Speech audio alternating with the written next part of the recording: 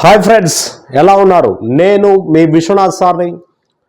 ఈ వారం అంతా మనము బారు వడ్డీ మీద ప్రాబ్లమ్స్ చేద్దాం. ఓకేనా? రైట్, మరి స్టార్ట్ చేద్దామా? సో బారు వడ్డీ సూత్రం ఏంటి? I is equal to PTR/100. So P అంటే అసలు, T అంటే కాలం, R అంటే వడ్డీ rate.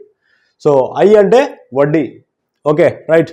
Find the simple interest on rupees 24,000 at 12.1/2% per annum for 5 years.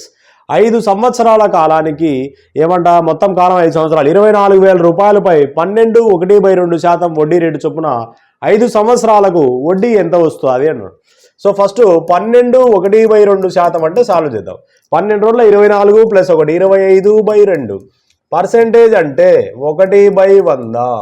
So 25 1 25 4 100 అంటే ఎంత? 1/8. సో ఇక్కడ T ఇంటూ ఆర్ గుర్తుపెట్టుకో, T ఇంటూ ఆర్.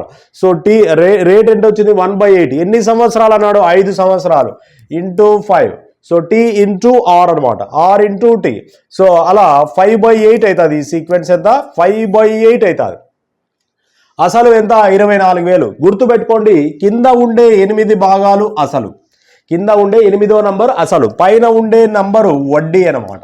అంటే 8 భాగాలు అసలు అంటే 24,000 రూపాయలు అసలు అని అర్థం.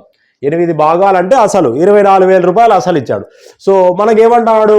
సో వడ్డీ ఎంత అంటున్నాడు. వడ్డీ ఎంత? 5 భాగాలు. 5 భాగాలు అంటే ఎంత?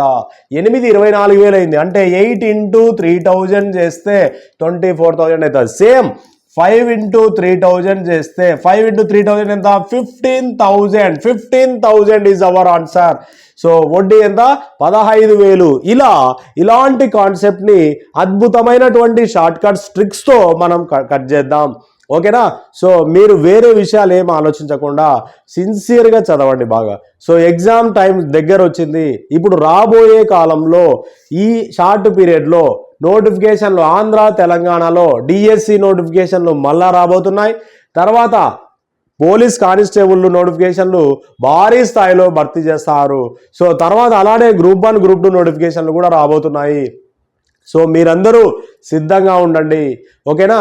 సో కాబట్టి మీరు వేరేది ఏం ఆలోచించకుండా రీజనింగ్, అర్థమెటిక్, ప్యూర్ మ్యాథ్స్ రావాలంటే సో ఆ 3 వస్తేనే జాబ్ వస్తుంది.